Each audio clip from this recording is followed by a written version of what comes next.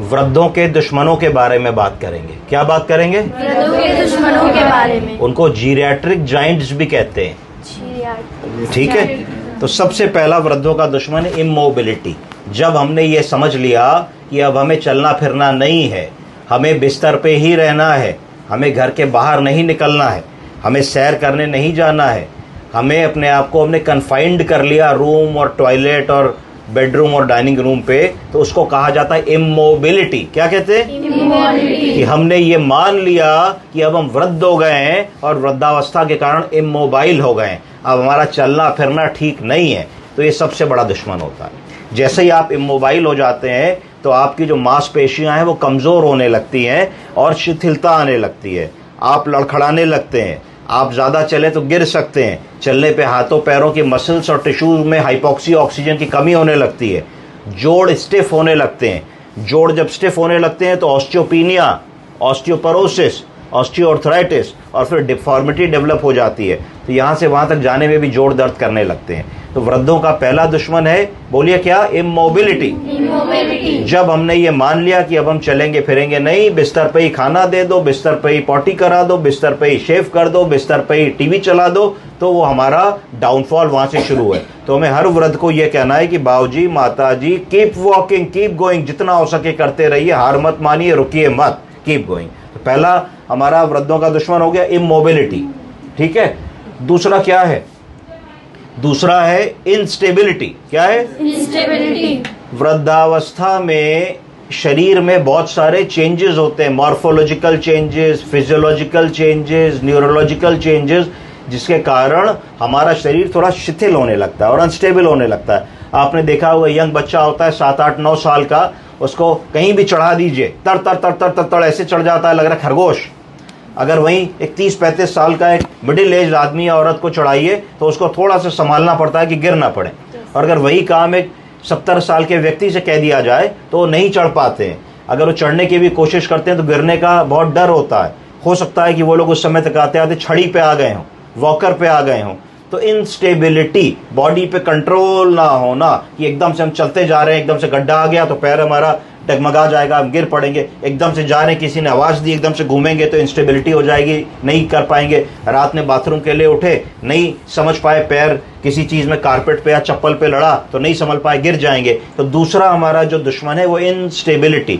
तो इंस्टेबिलिटी है कि नहीं, ये पता करने के लिए एक साधारण सा टेस्ट होता है, जिसको गो गेट अप टेस्ट कहते हैं, जिसकी मैं अगली बार क्लास लूँगा आपकी, गो get up test.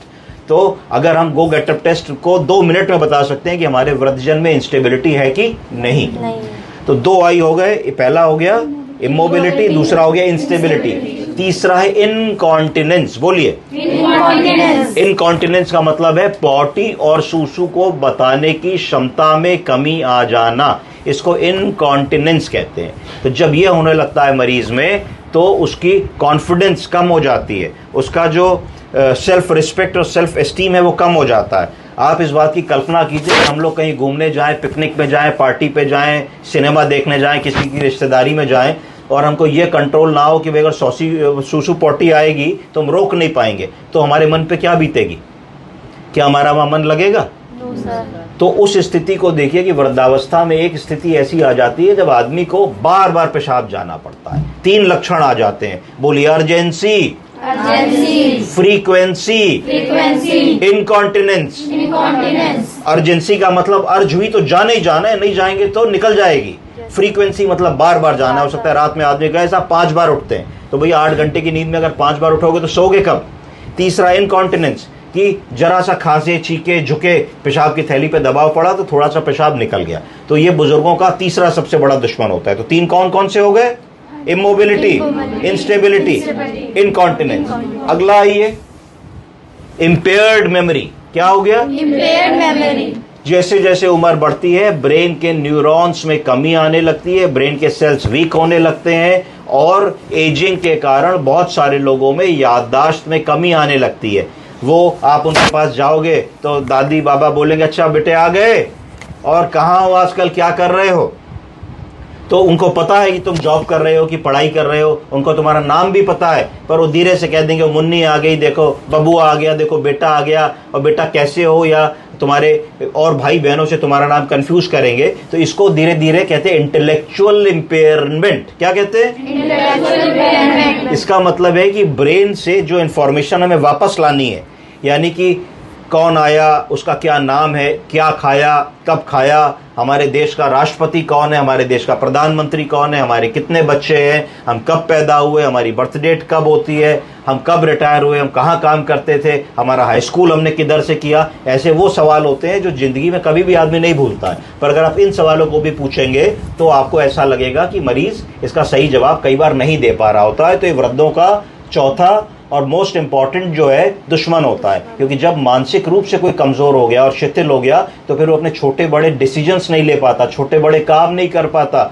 Mobile recharge नहीं करा पाता, बैंक से पैसा नहीं निकलवा पाता, पेंशन लेने नहीं जा पाता, डॉक्टर के पास नहीं जा पाता है, सोशलाइज नहीं कर पाता है, घर में बंद होकर के रह जाता है। तो ये ध्यान रखना है। इसके लिए MMS होता है, मिनी मेंटल स्कोर, बड़ा आसान है। दिखाओ बाबू जी ये क्या है, पेन है, ये क्या है, चश्मा है, ये क्या है, घड़ी है, और 2-4 मिनट बाद किसी और बातों में लगाओ, फिर पूछो आपको 3 चीजें दिखाई, बता दीजिए। अगर सब ठीक बता रहे तो MMS कहते हैं, मिनी मेंटल स्कोरिंग। तो उससे आप इवेलुएट कर सकते हैं कि याददाश्त की क्या स्थिति है। तो मोटा मोटा ये 4-5 चीजें आपको जो जीरैट्रिक जाइंट्स या वृद्धों के दुश्मन है, इन पे आपको काम करना है, और गो गेट अप टेस्ट में अगली क्लास में बताऊंगा। Thank you. Thank you sir.